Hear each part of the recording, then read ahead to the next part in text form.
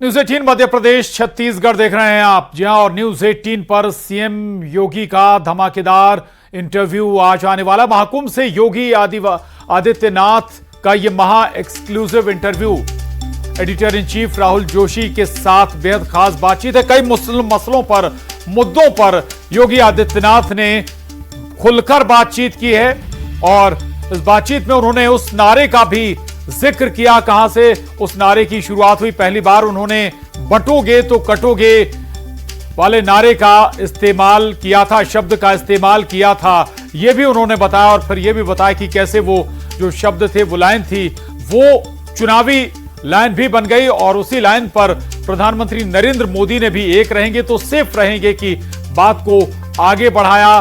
उसका सियासी लाभ भी पार्टी को मिला और न केवल उस पर बल्कि तमाम मसलों पर, सियासत से जुड़े मसलों पर भी बेबाकी से बातचीत की है। मुख्यमंत्री योगी आदित्यनाथ ने न्यूज 18 के editor in chief Rahul Joshi के साथ इस बेहद खास इंटरव्यू में मेला क्षेत्र में या कहें प्रयागराज कुंभ में सबसे बड़ा यह महा एक्सक्लूसिव इंटरव्यू योगी आदित्यनाथ का, देश के सबसे पॉपुलर सीएम योगी आदित्यनाथ जिन्होंने बेबाकी से हर सवाल का जवाब दिया है, चाहे यूपी से जुड़ी सियासत हो या देश की सियासत हो या फिर धार्मिक मुद्दों से जुड़ा सवाल हो, कुंभ से जुड़ा सवाल हो, और तमाम वो सवाल जो लोगों के जहन में योगी आदित्यनाथ को लेकर रहते हैं, वो सवाल इस बेहद खास महा एक्सक्लूसिव इंटरव्यू में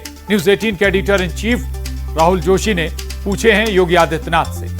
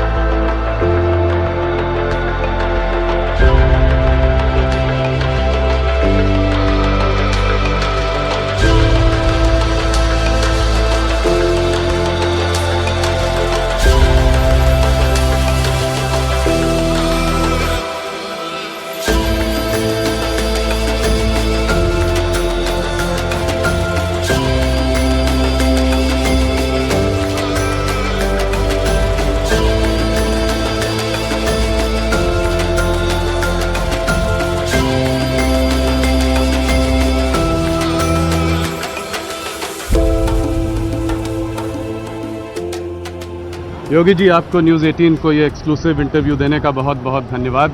आज हम महाकुंभ के इलाके में हैं। चारों तरफ हम लोगों ने देखा कि क्या आयोजन है, भव्य, अलौकिक, एकदम आलीशान। थोड़ा आपके उससे जानना चाहेंगे कि इसको कैसे आप लोगों ने क्या काम, इस पर क्या लगा इतना बड़ा आयोजन करने में, और कुंभ के लिए आपका क्या मैसेज है दुनिया को? राहुल जी, मैं सबसे पहले न्यूज़ 18 की टीम का और आपका महाकुंभ क्षेत्र में हृदय से स्वागत करता हूं।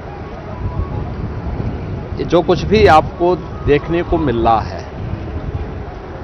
पूरे प्रयागराज क्षेत्र में और इस महाकुंभ नगर में, आदरणीय प्रधानमंत्री जी के विजन का ये मूर्त रूप है। भारत की विरासत को उसका सम्मान मिलना चाहिए और एक सरकार का क्या दायित्व होना चाहिए उस आस्था को सम्मान देने के लिए, उसी का एक प्रतिफल है कि दिव्य और भव्य कुंभ इस रूप में आयोजित हो रहा है। हजारों वर्षों की विरासत को आज की पीढ़ी जान पा रही है और जो पीढ़ी काफी उम्र दराज हो चुकी है, उस पीढ़ी को भारत की इस पुरातन गौरव को अपनी अगली पीढ़ी को देने में भी गौरव की अनुभूति होगी कि हमारी विरासत अब सुरक्षित है और इसी भव्य और दिव्य रूप में आगे बढ़ेगी। यह दृश्य सनातन धर्म का वह दिव्य और भव्य स्वरूप है जिसका आज आप यहाँ अवलोकन कर रहे हैं, जिसके लिए हमारा सनातन धर्म जाना जाता था। भारत की ऋषि परंपरा ने कुंभ का आयोजन इसी भव्य और दिव्य तरीके से भारत की आध्यात्मिक और सांस्कृतिक विरासत को आगे बढ़ाने के लिए इस प्रकार के आयोजनों का शुभारंभ किया था। और ये तो प्रयागराज की धरती है, मां गंगा, यमुना और सरस्वती की इस त्रिवेणी में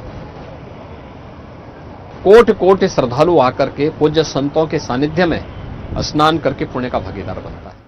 मैं पहले भी कुंभ में आ चुका हूं। 2019 में आपने भव्य अर्ध कुंभ का आयोजन किया था, उसमें भी आया था। मगर जिस प्रकार की भीड़ मैं इस बार देख रहा हूं, इस तरह की भीड़ पहले मौनी अमावस्या के स्नान में होती थी। आजकल लगभग रोज इस तरह की भीड़ दिख रही है। देखिए, ये जो आयोजन है जी, ये भारत की एकता का एक संदेश देने वाला एक समागम है। और ये सही बात कहा आपने कि मौनी अमावस्या जो मुख्य स्नान होता है कुंभ का, जी, मौनी अमावस्या को इस प्रकार की भीड़ दिखती थी, लेकिन अब इस प्रकार की भीड़ हर दिन नजर आ रही है। यानी पिछली बार 2019 में मौनी अमावस्या के दिन 4 करोड़ श्रद्धालुओं ने संगम में स्नान किया था, और इस बार मकर संक्रांति के दिन ही 4 करोड़ श्रद्धालु संगम में स्नान किए थे। तो इस बार अब तक पिछले 10 दिन के अंदर 10 करोड़ से अधिक श्रद्धालु संगम में स्नान कर चुके हैं, और आज 2 करोड़ से अधिक श्रद्धालु इस महाकुंभ क्षेत्र में यहां पर आ चुका है। सुबह से ही संगम में पवित्र स्नान में भागीदार बन रहा है, और ये अनवरत सिलसिला 3 फरवरी तक चलता रहेगा। मेरा अनुमान है कि मौनी अमावस्या के दिन इस बार 19 से 3 से 5 गुने तक भीड़ होगी। 3 से 5 गुना। और कुल कितने लोग आपको लगता है कि यहाँ पे मेरा आएंगे? अनुमान है कि महाकुंभ क्षेत्र में 45 दिनों के इस पूरे आयोजन में दुनिया की तीसरी बड़ी आबादी के बराबर लोग यहां पर रहेंगे। यानी भारत और चीन के बाद जो सबसे बड़ी आबादी होगी इस अस्थायी शहर में होगी। मेरा अनुमान है 40 से 45 करोड़ श्रद्धालु इस दौरान आकर के संगम में आकर के पवित्र डुबकी के माध्यम से राष्ट्रीय एकता का संदेश देंगे। बहुत बहुत आपको बधाई, आपने इतना बड़ा आयोजन किया। आपने डुबकी कहाँ लगाई थी उस दिन कैबिनेट के साथ? देखिए राहुल जी, ये सामने ही ये हम हैं यहाँ पे यमुना जी पे, इस सामने गंगा जी आ रही है, और इस सामने दोनों का संगम हो रहा है। और अदृश्य मां सरस्वती के बारे में भी मान्यता है कि तीनों का मिलन इसी स्थल पर होता है, और यहीं पर संगम में ये लाखों श्रद्धालु जो स्नान कर रहे हैं इसी संगम में स्नान कर रहे हैं। आपका एक बड़ा अलग दृश्य हम लोगों को देखने के लिए मिला। एक आपको बड़ा हंसते खेलते एक दूसरे के ऊपर पानी डालते हुए आप चौवन, आपकी पूरी कैबिनेट ने आपके संग डुबकी लगाई। क्या आपको बचपन सा याद नहीं आ गया? देखिए, एक अद्भुत क्षण होता है ये, इसको शब्दों में नहीं व्यक्त किया जा सकता है। ये अविस्मरणीय क्षण होते हैं, और जिस एकता का संदेश महाकुंभ दे रहा है उस एकता के संदेश को उत्तर प्रदेश वासियों और उत्तर प्रदेश के माध्यम से देशवासियों को देने में हम सबको गौरव की अनुभूति होती है। हम यहाँ पे जहाँ पे खड़े हैं, ये सामने ये पूरा क्षेत्र संगम का क्षेत्र है, और सामने ये किला है जी। किले में अक्षय वट भी मौजूद है, सामने दिखाई दे रहा है।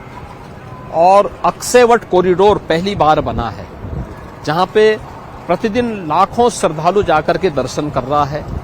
इसी किले के अंदर मां सरस्वती का कूप भी है, अदृश्य रूप से ही नहीं बल्कि दृश्य रूप से सरस्वती के दर्शन वहां हो सकते हैं। और उसी में पातालपुरी कॉरिडोर भी बना हुआ है। ये 3 कॉरिडोर केवल किले के अंदर बने हैं। चौथा कॉरिडोर बड़े हनुमान जी मंदिर का बना है। बहुत फेमस लेटे हुए हनुमान जी। लेटे हुए हनुमान जी हैं। ये बड़े हनुमान जी के रूप में विख्यात हैं, और उनके दर्शन वहां पर श्रद्धालु कर सकता है। मेरा ये सौभाग्य है कि मैं